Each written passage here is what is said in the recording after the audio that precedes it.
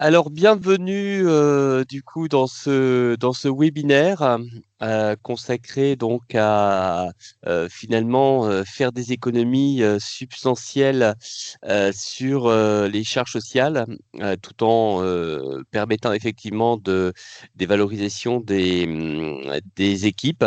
Et du coup, ce webinaire, je ne sais pas si vous m'entendez, vous avez la possibilité d'interagir avec nous à tout moment, évidemment, de poser des questions. C'est un peu l'objectif. On va débuter, si vous voulez bien, avec du coup Pierre, qui est mon co-présentateur pour cette journée. Alors, avant que je présente Pierre un petit peu dans le détail, j'aimerais vous dire que d'abord, ce webinaire s'inscrit dans une série de webinaires. L'objectif, c'est vraiment de vous apporter, je dirais, de l'information quand il y en a et de l'information qualifiée sur des sujets sur lesquels vous pouvez faire des économies ou sur des sujets d'actualité. Et c'est la raison pour laquelle on a un webinaire de manière très régulière qui s'inscrit dans la série licence 4 pardon, Café. Voilà. Et aujourd'hui, donc, nous sommes en partenariat avec Valeur PME, donc, et Pierre, que je vais vous présenter tout de suite. Et vous verrez que dès le mois de septembre, puisqu'on va faire une pause estivale, il y aura de nouveaux webinaires avec évidemment d'autres partenaires sur d'autres thématiques. Et si vous avez des idées je dirais, de sujets qui pourraient vous intéresser, sur lesquels vous pourriez avoir besoin d'informations, eh bien, n'hésitez pas à nous le faire remonter. On est là aussi pour répondre à vos demandes et inviter des partenaires qui soient en mesure de pouvoir vous répondre à ces questions. Alors, du coup, bah, je vais laisser Pierre déjà se présenter. Si j'ai invité Pierre, c'est parce que effectivement, il y a des moyens divers et variés de faire des économies de charges sociales, tout en apportant du pouvoir d'achat à ses collaborateurs. Donc, Pierre, est-ce que vous pouvez me dire un petit peu quel est votre profil? Oui, bonjour Stéphane, bonjour à tous. Donc moi, Pierre Mabi, effectivement, je l'accompagne les dirigeants d'entreprise, notamment beaucoup de PME, TPE, sur la mise en place en fait de dispositifs qui permettent d'optimiser le pouvoir d'achat de nos salariés, tout en en s'exonérant, pardon, en partie des charges. Donc ce qui permet de générer plus d'économies et en tout cas de donner plus à ses salariés. Le but ultime, effectivement, comme on est beaucoup sur des métiers en tension, hein, c'est de fidéliser nos salariés, de garder les meilleurs. Et pour cela, bah, maintenant, il faut déployer, au-delà du salaire, des dispositifs annexes qui permettent de travailler vraiment à la fois la marque employeur pour fidéliser les salariés, et puis des dispositifs qui fassent que le salarié, finalement, il se dise, est-ce que réellement ça vaut le coup de changer de boutique? Est-ce que l'herbe est plus verte ailleurs? Alors que là, donc vraiment des outils au niveau de la rétention et puis aussi on le verra un peu plus loin, pour le recrutement, quand il y a besoin d'en faire. Ça peut donner des atouts aussi par rapport à la concurrence et vous positionner au même niveau que vos gros concurrents. Ça, c'est un point important parce que souvent, quand on est un TPE, PME, on est face potentiellement à des grands groupes qui peuvent, alors qui paient pas forcément mieux, mais qui en tous les cas ont un package dont le CE. Ça fait, oui, ça c'est important. Alors, moi, je vais me présenter rapidement. Je suis le dirigeant de licence4.com qui organise donc Licence 4 Café. Et donc, moi, je suis formateur après avoir passé 15 ans dans le domaine de l'hôtellerie et de la restauration, plutôt dans le domaine de l'hébergement touristique, puisque j'ai dirigé des campings, j'ai dirigé des résidences de tourisme, j'ai dirigé des hôtels. Et donc, moi, je serai là pour vous apporter aussi ma vision d'entrepreneur. Et je vous parlerai de quelque chose que j'ai découvert il y a peu de temps, qui vient en complément de ce dont vous parlera Pierre et qui est en fait la prime de partage de la valeur, qui est un bon moyen de donner, là encore, de manière complètement, je dirais, défiscalisée et déchargée de charges sociales, des avantages aux salariés. Voilà. Plus de pouvoir d'achat tout en économisant des charges. Sachant que globalement, hein, quand on donne 100 euros normalement de salaire à un salarié, on va donner entre 70 et 80 euros aux caisses diverses et variées. Alors, Du coup, on va pouvoir commencer et du coup, Pierre, je vous laisse la main du coup sur cette partie-là. Très bien. Alors en fait, voilà, tout ça, c'est des dispositifs qui ont été mis en place après-guerre, en fait, après la Deuxième Guerre mondiale, pour inciter les employeurs à donner des avantages supplémentaires à leurs salariés. Au départ, également pour leur permettre d'avoir une activité privée plus riche sur l'aspect culturel, sur l'aspect sportif, etc., etc. Juste deux choses à retenir qui sont fondamentales en fait dans la suite de l'exposé, c'est qu'il y a deux règles URSSAF qui sont incontournables. C'est-à-dire que sur ces dispositifs-là, on est vraiment tous les salariés, c'est-à-dire quand on donne à l'un, on donne à tous. Il n'y a pas de discrimination possible. Quand j'entends par salarié de la même manière, c'est aussi bien des CDI que des CDD, des alternants, des stagiaires. Et également, on le verra plus loin, donc sur les différents dispositifs, quand on donne un certain montant à l'un, bah, du coup, on donne le même montant à tout le monde. Alors là, on va parler un petit peu des différents dispositifs. Alors c'est vrai que moi, je suis vraiment plus spécialisé sur la partie comité d'entreprise externalisé. Et donc, on utilise en fait cette réglementation spécifique sur les activités sociales et culturelles, ce qu'on appelle les ASC, pour améliorer la qualité de vie au travail des salariés. On en parle beaucoup en ce moment, mais c'est vrai que ça devient quelque chose de fondamental aussi quand on souhaite travailler justement la fidélité de ses salariés. Alors, de manière comptable, hein, puisque l'argent est quand même le nerf de la guerre. Là-dessus, les ASC, c'est le compte 647 400 au niveau comptable. Donc, c'est très facile à classer au niveau comptable. C'est vraiment à destination des salariés. Donc, surtout ce que je vous disais, les voyages, les activités sportives, les chèques cadeaux, les arbres de Noël, etc., etc. Et les distributions de subventions peuvent se faire également sur les vacances, les activités culturelles, les activités sportives et les services de garde d'enfants. Donc là, c'est vraiment l'objectif. Maintenant, ce que je vous propose, c'est de voir en détail un peu les différents. Alors, sachant que juste, je vais compléter sur que je vais pas aborder forcément tous les dispositifs qui sont à disposition, mais je vais quand même vous les citer. Donc moi, je vais vous parler des tickets restaurants, je vais vous parler des chèques vacances, je vais vous parler des chèques cadeaux, je vais vous parler des systèmes de cagnotage de subventions à travers un comité d'entreprise qui peut être externalisé, parce que c'est vrai que les petites entreprises, on n'a pas ni la volonté ni les moyens forcément de mettre en place un comité d'entreprise. Par contre, on peut le sous-traiter de manière tout à fait performante. Et Stéphane abordera plus loin d'autres comment dire dispositifs. Notamment alors sur le canyoting, ça c'est une disposition qui est ouverte pour toutes les entreprises, petites comme les grandes. C'est-à-dire que l'employeur peut donner jusqu'à 2421 euros par an et par salarié en exonération de charges URSSAF sous forme de subvention pour les activités sociales et culturelles. Alors, qu'est-ce qu'on appelle les activités sociales et culturelles, hein? En gros, pour résumer, pour faire simple, c'est tout sauf l'alimentaire, parce que sinon ça pourrait être considéré comme un salaire qui échapperait aux charges. Donc là, l'URSSAF n'est pas d'accord, hein, vous en doutez bien. Donc là, c'est vraiment sur les vacances, le sport, le bien-être, les services à la personne, la culture et les loisirs.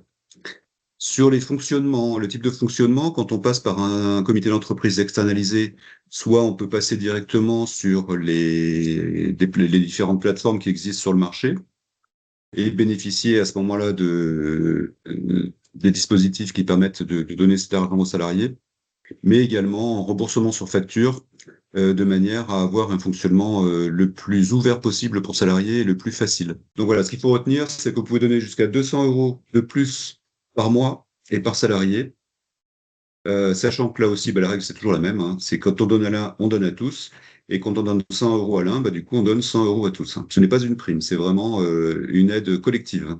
Alors, du coup, par rapport à ça, j'avais une question, Pierre. Est-ce que c'est compatible avec les cartes cadeaux qu'on peut donner à l'occasion d'événements particuliers tels que Noël Tout à fait. En fait, les différents dispositifs sont cumulables. Donc là, Mhm. sur le canyoting, on a 2421 par an, pardon, euros par an et par salarié. On Mm. va le voir un petit peu plus loin, effectivement. Il y a également le dispositif des cartes cadeaux, hein, qui est très utilisé, notamment à Noël, hein. On vend la moitié, en gros, du marché se fait sur Noël, sur les cartes cadeaux. Et là, on a droit à 193 euros par événement et par salarié, multiplié par 11 événements dans l'année. D'accord. Pour peu que, voilà, dans la même année, il se paxe, il se marie, il a un enfant, etc., etc. Tout à fait. Mais Donc c'est le, ça, en fait, qui est super important, c'est que si on met bout à bout tout ça, ça peut faire des sommes tout à fait conséquentes qui apportent vraiment du supplément de pouvoir d'achat aux salariés sans que ça coûte forcément des charges à l'entreprise, quoi. Mm. ouais. Je crois que c'est vraiment essentiel parce que, enfin, nous tous dirigeants, c'est vrai qu'on a à cœur de récompenser aussi nos salariés, hein, par rapport à la création de valeur dans nos entreprises. Et donc là, ce qui nous fait toujours un peu mal, c'est d'en lâcher une partie sur des charges qui sont improductives finalement. Donc là, l'intérêt, c'est que quand on donne 100 à un salarié, ça nous coûte 103 parce qu'en gros, il reste CSG, CRDS. Mais en Mm. gros, voilà, on met de côté tout ce qui est URSSAF. Donc c'est vraiment une optimisation, on va dire, en termes de pouvoir d'achat pour nos salariés. Alors là, justement, c'est un petit schéma que j'aime bien montrer pour illustrer un petit peu ça. C'est vrai que là, en bleu, donc c'est ce que je souhaite donner à mes salariés. Je leur souhaite leur donner, je sais pas, 100 euros de prime. Et donc moi, ça va me coûter 180. Hein, ce que disait Stéphane en début, effectivement, quand on rajoute toutes les charges, URSSAF, CSG, CRDS, on arrive à un coût pour l'employeur de 180. Donc finalement, on a un rendement qui est à peine supérieur à 50% entre le brut employeur et le net salarié. Maintenant, si je dis, bon, je vais quand même donner une prime, mais je vais donner en gros 60 et quelques euros de prime, et par contre, je vais en mettre autant sur un dispositif de comité d'entreprise de cagnotte, qui, elle, est exonérée de charges. Du coup, le salarié, au lieu d'avoir 100, il va avoir 130. Donc, il va gagner 30% de pouvoir d'achat supplémentaire. Et pour nous, dirigeants, en fait, ça nous coûtera toujours la même chose, 180 euros. Donc, il y a vraiment un vrai intérêt à jouer avec ces différents leviers qui sont à notre disposition. Le législateur, dans sa grande bonté, nous a mis ça à disposition, donc il serait dommage de ne pas en profiter pour mieux récompenser nos salariés et puis surtout les garder et les faire grandir dans nos entreprises. Alors, ce que je vais vous proposer maintenant, donc ça, c'était sur la partie, on l'a vu, cagnotage via le dispositif comité d'entreprise. Et là, c'est les autres dispositifs en exonération de charges URSSAF. Donc, on retrouve les chèques cadeaux qu'on évoquait tout à l'heure. Je vous présenterai ce que c'est que les fameux événements URSSAF. Les chèques vacances, les titres restaurants et les CESU préfinancés. Alors, on va commencer par le chèque cadeau parce que c'est en général la première marche en général quand on rentre sur ce type de dispositif. Souvent, voilà, les gens commencent par le chèque cadeau parce que c'est quelque chose de facile, d'accessible, qu'on peut jouer comme on le souhaite. Donc là, le montant maximum pour ne pas payer de charges, c'est 193 euros par événement et par salarié, ce qui est déjà significatif, hein. Alors les événements, ben, on retrouve effectivement ce que je vous ai dit tout à l'heure, hein, le Pacs, le mariage, la naissance, l'adoption, la fête des mères, la fête des pères, la rentrée scolaire, Noël qui est vraiment un temps fort, c'est 50% des ventes de chaque cadeau. Les départs à la retraite également, la Sainte-Catherine et la Saint-Nicolas.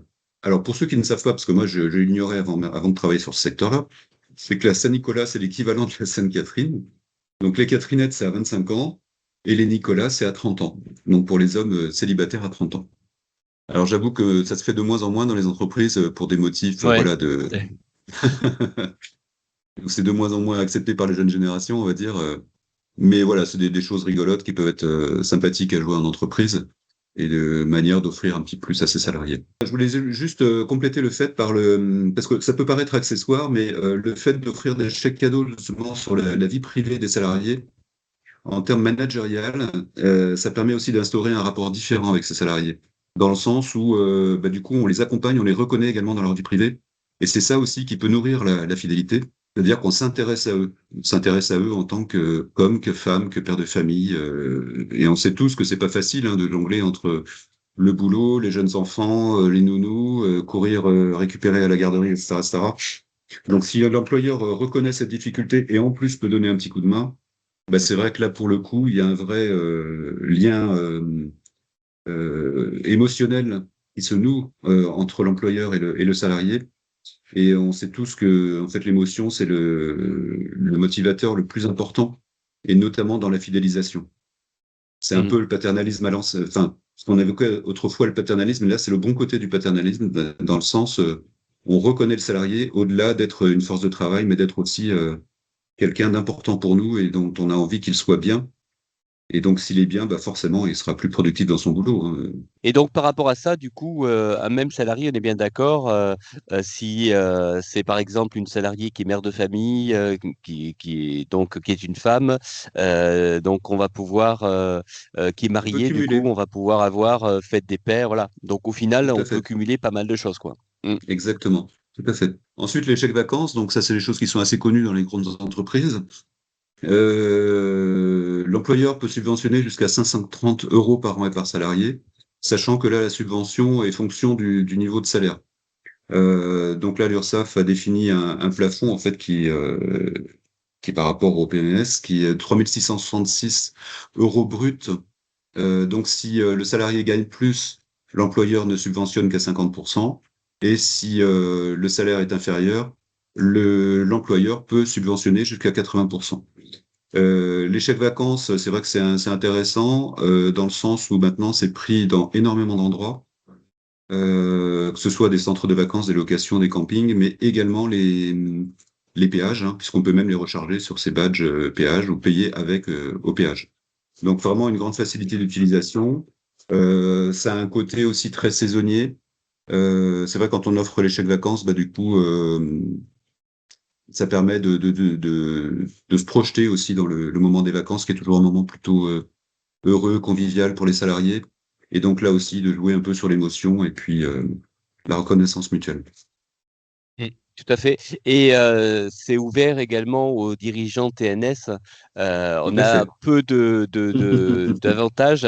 C'est le seul avantage que nous ayons, je pense, avec les CESU, c'est bien ça? Oui, tout à fait. Alors c'est vrai qu'en tant que TNS, on n'a pas droit à grand-chose, hein, malheureusement. Donc on n'a pas droit au chèque cadeau, par exemple, parce que ce serait trop facile, effectivement, et ce serait de l'abus de bien social.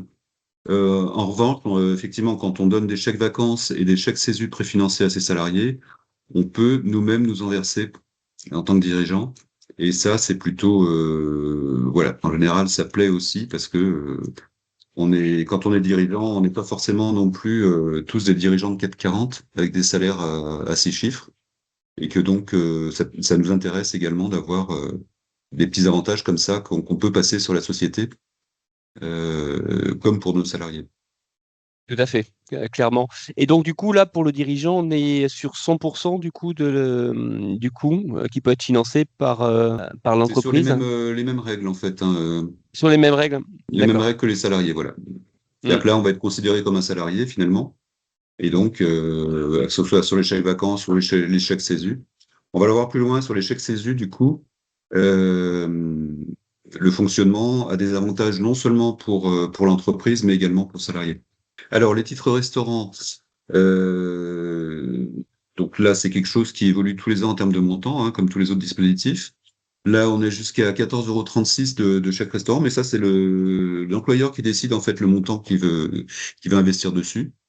Le principe du titre restaurant, c'est que c'est pas l'employeur qui offre le repas, hein. L'employeur participe au repas pour compenser le fait que son salarié ne peut pas manger chez lui. À la base, c'est ça. Et en plus, à la base des tickets restaurants, l'effet qui se coule, c'était effectivement d'accompagner et de pouvoir permettre à tout le secteur de la restauration de bénéficier de ce type de dispositif, indirectement de ce type de dispositif, puisque comme ça, les salariés allaient dans les restaurants. Depuis le Covid notamment, le fonctionnement des titres restaurants a été élargi sur tout ce qui est commerce alimentaire, puisqu'il y a beaucoup de... Alors, quand on était en télétravail à la maison, il n'y avait pas le choix, on était obligé de se faire nous-mêmes la popote, et donc il y avait quand même la participation de l'entreprise qui pouvait avoir lieu. Mais depuis, effectivement, les usages ont évolué. Les gens viennent de plus en plus avec leur repas en entreprise. D'ailleurs, la plupart des entreprises maintenant, il y a toujours un coin cuisine, un coin restauration. Donc, le chèque restaurant permet et d'aller dans les restaurants et d'aller en supermarché acheter des produits alimentaires et cuisiner à la maison pour son repas du lendemain. Sur le fonctionnement, donc ce que je disais, c'est que c'est à moitié-moitié entre l'employeur et le salarié. On peut jouer au modulé de 50 à 60%, mais en gros, pour résumer, c'est moitié-moitié. Et puis en support, on a vraiment tous les types de supports. Papier qui va tendre à disparaître, hein, la carte dématérialisée, et puis également une appli. Donc nous, notamment, on travaille avec un dispositif innovant qui permet d'aller dans 100% des commerces alimentaires. Donc un grand confort pour les salariés, puisqu'ils pourront aller aussi bien sur des food trucks que chez Lidl, etc., qui habituellement ne prennent pas les chèques vacances. Pardon, les titres restaurants. Ensuite, donc là, le deuxième dispositif qui est ouvert aussi aux dirigeants, donc bonne nouvelle, ce sont les CESU préfinancés. Donc le montant, on peut aller jusqu'à 2421 euros pour le salarié. Donc, c'est le même montant qu'on a vu pour la cagnotte. Et donc on peut vraiment aller jusqu'à 2421 euros pour le salarié. Le fonctionnement, c'est une subvention employeur qui, alors autant les autres, on est exonéré d'URSSAF, mais il nous reste à payer la CSG-CRDS, donc en gros les 3%. Là, sur les CESU préfinancés, on est exonéré également de CSG-CRDS. L'autre avantage pour l'entreprise, c'est que c'est déductible du bénéfice imposable. Et puis pour le salarié, lui, comme d'habitude, hein, sur les CESU, il a un crédit d'impôt de 50% des dépenses nettes. Donc c'est ouvert aux dirigeants. Ça, c'est des dispositifs qui sont très utilisés par des entreprises qui ont des amplitudes horaires qui sont importantes. J'entends par exemple quand dans des usines où il y a des 3-8 ou des métiers où on commence très tôt le matin, je pense à l'alimentaire notamment, où on finit très tard le soir, ça permet justement d'accompagner les salariés pour qu'ils puissent se payer des nounous ou des personnes pour garder les enfants de manière plus facile. Donc là aussi, compenser des fois certaines contraintes liées à nos métiers par un accompagnement spécifique. Et donc là, ça peut être effectivement l'occasion d'avoir un CESU, à chaque CESU préfinancé. Et autre avantage, c'est que vous, en tant que dirigeant, du coup, vous pouvez en bénéficier aussi. Voilà, donc là, c'était tous les dispositifs type URSSAF. Je vous repasse la parole, Stéphane. Donc, en complément, ce qui me paraissait intéressant, c'est de vous parler d'un autre dispositif qui est méconnu, mais qui date de 2022. En fait, pour lutter contre la baisse de pouvoir d'achat liée à un certain nombre de facteurs externes, notamment la guerre à l'Ukraine, le gouvernement donc a pris des mesures, et notamment cette mesure de la prime de partage de la valeur. Alors du coup, l'idée, c'est là encore, on est dans cette logique de récompenser finalement les salariés qui contribuent finalement à la valeur et au résultat de l'entreprise. Et donc, en leur versant, là encore, des primes qui sont exonérées à la fois d'impôts et de cotisations sociales. Donc ça, c'est hyper important. On va voir que du coup, contrairement à d'autres dispositifs comme l'intéressement, qui peut être beaucoup plus lourd à mettre en œuvre, là, ça peut être très simple. Puisque du coup, déjà en taille d'entreprise, ça s'adresse à toutes les tailles d'entreprise, ça s'adresse à tous les employeurs du secteur privé, et qu'on soit en CDD, en CDI, qu'on soit à temps complet ou à temps partiel, on peut effectivement être amené à bénéficier de cette prime de partage de la valeur. Donc vraiment, c'est quelque chose de très intéressant. Alors du coup, pour aller un petit peu plus loin, il y a deux façons de mettre en place cette prime-là. Euh, Premièrement, qui est la façon la plus simple, décidée par l'employeur déjà. Donc, la seule chose, c'est que si jamais vous aviez un CSE à partir de 11 salariés équivalent temps plein, vous devez effectivement consulter le CSE avant de décider la mise en place de cette prime de partage de la valeur. Ou alors, vous allez définir un accord d'entreprise dans le cadre, évidemment, ou un accord d'intéressement. Voilà. Donc là, c'est plus, plus compliqué à mettre en place, et il sera préférable de se faire accompagner d'un cabinet social pour mettre ça en place. Mais du coup, moi, ce que je vous conseille, c'est vraiment la décision de l'employeur qui est la façon la plus simple de mettre ça en place. Ensuite, ce qui est important, c'est que on a deux types de plafonds qui peuvent être mis en place. Le plafond le plus simple à mettre en place, c'est celui-là, c'est 3 000 euros par bénéficiaire et par année civile. Ça, c'est de facto, vous pouvez décider de donner une prime de partage de la valeur de 3 000 euros sans avoir à rentrer dans la lourdeur d'un plan d'intéressement. Ou alors, vous pouvez donner 6 000 euros par bénéficiaire et par année civile, mais là, il faut rentrer dans un système d'intéressement et donc l'employeur va être soumis à la mise en place de... Enfin, l'employeur peut être soumis à partir de 11 salariés équivalent temps plein à une obligation de mettre en place cette participation, mais même s'il n'est pas soumis, il peut effectivement décider de la mettre en place. Et du coup, au niveau des conditions de versement de cette prime, en fait, c'est d'abord, il y a une règle très claire. Si jamais il y a un accord salarial qui est en place, la prime de partage de la valeur ne doit pas remplacer le salaire, bien sûr. L'URSSAF nous aurait un petit peu dans le collimateur, sinon, évidemment, vous l'aurez bien compris. Si la prime n'est versée qu'à une partie des salariés, ça n'est pas les salariés les plus modestes qui devront renoncer à la prime. Ce sont les salariés qui seront les plus, je dirais, payés, les mieux payés dans l'entreprise, qui devront effectivement, qui n'auront pas droit. Dans le cadre d'un accord d'entreprise ou dans le cadre d'une décision fixée par l'employeur.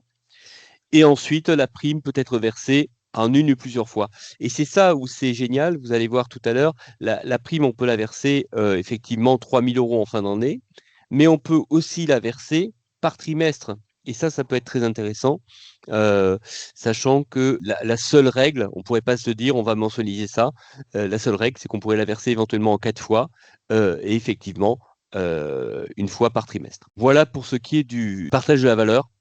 Et du coup, ça me paraissait important de vous en parler aussi, parce que si vous mettez bout à bout, je ne sais pas si vous avez calculé depuis le début de ce webinaire, tout ce que vous pouvez mettre bout à bout et qui échappe aux charges sociales, clairement, on a annoncé 6 000 euros là, mais clairement, on peut aller bien, bien, bien au-delà.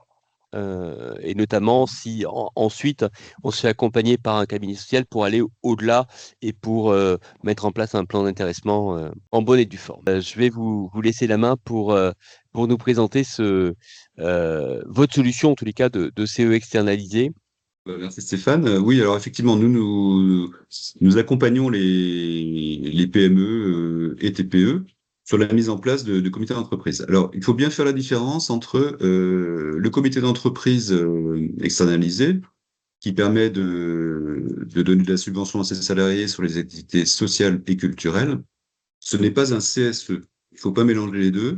Effectivement, un CSE, il a dans ses attributions les activités sociales et culturelles. Il peut mettre en place un comité d'entreprise, etc. Mais quand on parle de CE, en fait, de comité d'entreprise externalisé, nous n'avons rien à voir avec les délégués du personnel, ni avec les syndicats, ni quoi que ce soit. C'est vraiment un dispositif tourné vers les salariés, qui peut être piloté par le dirigeant, sa DAF, son RH, enfin la personne qui gère un peu les équipes, euh, et donc qui permet d'abonder le pouvoir d'achat de ses salariés à moindre frais. Donc le but du jeu, bah, ce que je vous expliquais tout à l'heure, hein, c'est vraiment de mieux fidéliser ses salariés, de mieux attirer et puis de mieux récompenser ses salariés. Donc on va voir sur la suite la manière très simple de procéder. Pour nous, c'est une plateforme qui fonctionne de manière complètement autonome pour vous, en fait. C'est-à-dire que nous sommes comme un CE d'une grosse entreprise. Alors sur Toulouse, c'est vrai qu'on connaît bien, par exemple, Airbus, mais on peut dire qu'on a un CE qui est vraiment de ce niveau-là et qui propose même beaucoup, beaucoup plus d'offres et qui joue sur trois dispositifs, euh, à la fois des réductions en masse, qui a plus d'un million d'offres, sur des offres du quotidien, des offres pour les vacances, pour les loisirs, etc. Où là, on peut faire jusqu'à 1800 euros d'économie par an. Mais également, après, la mise à disposition de la possibilité de subvention, de cagnotage. Donc, ce qu'on a vu tout à l'heure, les 2421 euros par an peut vous injecter sur la plateforme et que le salarié peut utiliser indifféremment, soit sur la plateforme pour s'acheter des places de cinéma, pour s'acheter une location de vacances ou de camping pour ses vacances, Et s'il trouve pas son bonheur sur la plateforme, il peut aussi aller où il veut et de demander à se faire rembourser sur facture à travers la plateforme. Donc vraiment une grande souplesse d'utilisation et une grande ouverture. Et puis enfin, dernier point, c'est vrai que comme je le dis souvent, pour l'employeur, en fait, c'est important de donner à ses salariés, mais c'est aussi important que ce soit su et reconnu par ses salariés que c'est bien comment dire, un effort qu'il fait pour les récompenser, les fidéliser, parce que il veut en prendre soin et parce qu'il veut les récompenser par rapport à leur travail. Et c'est là où on travaille justement la marque employeur. Donc ça, c'est voilà, c'est des captures d'écran un peu de à quoi ressemble la plateforme, à la fois donc sur écran d'ordinateur et à la fois sur smartphone. Donc c'est un site complètement responsive qui permet d'avoir la simultanéité des offres sur l'un ou l'autre des supports. Et le gros intérêt, c'est également la personnalisation. Donc on fait ça depuis 2 ans. Nous sommes une entreprise qui existons, parce que je travaille avec Tempeos, qui est un gros acteur en fait sur ce secteur-là, un gros spécialiste notamment au niveau des PME. Depuis 2007, on travaille avec plus de 5 800 entreprises en France. Et depuis 2 ans, donc maintenant, on travaille aussi en marque blanche, ce qu'on appelle, c'est-à-dire qu'au lieu d'avoir la plateforme Tempeos, vos salariés verront la plateforme et le nom de votre entreprise. Donc, par exemple, ça serait la plateforme Licence 4 ou ça serait la plateforme, alors moi, Valeur PME, c'est mon entreprise, donc c'est la plateforme Valeur PME. Donc ça fait un rappel à l'esprit au quotidien et puis mensuellement, puisqu'ils reçoivent des newsletters tous les mois, que finalement leur entreprise leur fournit des avantages en plus. Et puis sur la plateforme, bah voilà, l'utilisation illimitée, qui permet de faire en moyenne 1 800 € d'économie par an. Et là, pour le coup, ça va aussi sur l'alimentaire, puisque à travers le système des bons d'achat, dans la grande distribution, donc tout ce qui est Carrefour, Auchan, Intermarché, etc., on peut faire jusqu'à 5% d'économie sur son caddie, en plus de toutes les promos habituelles et cartes de fidélité, etc.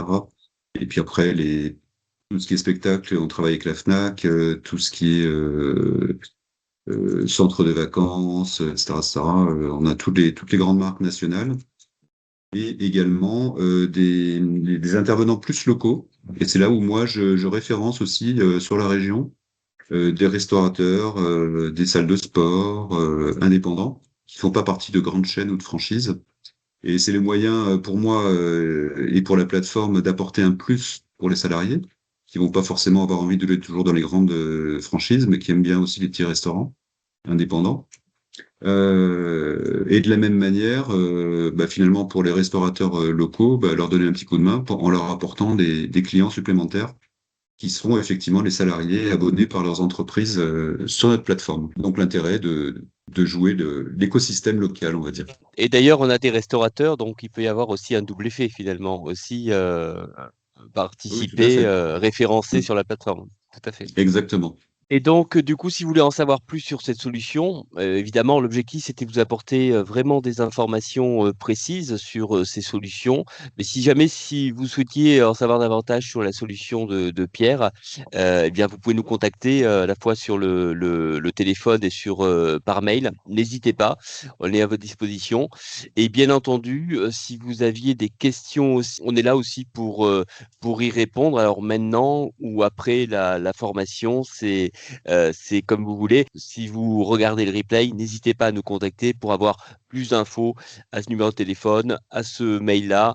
On est là pour répondre à vos questions. Je tiens du coup à vous remercier de votre présence ce matin. Pierre, je vous remercie également infiniment de votre présence ce matin. On se retrouve du coup, alors on va faire une trêve estivale là par rapport au webinaire. On va se retrouver dès le mois de septembre.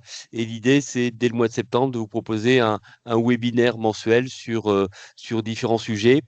Et puis, on retrouvera également sur le site, puisque nous sommes partenaires effectivement de Pierre pour ce qui est de cette offre-là.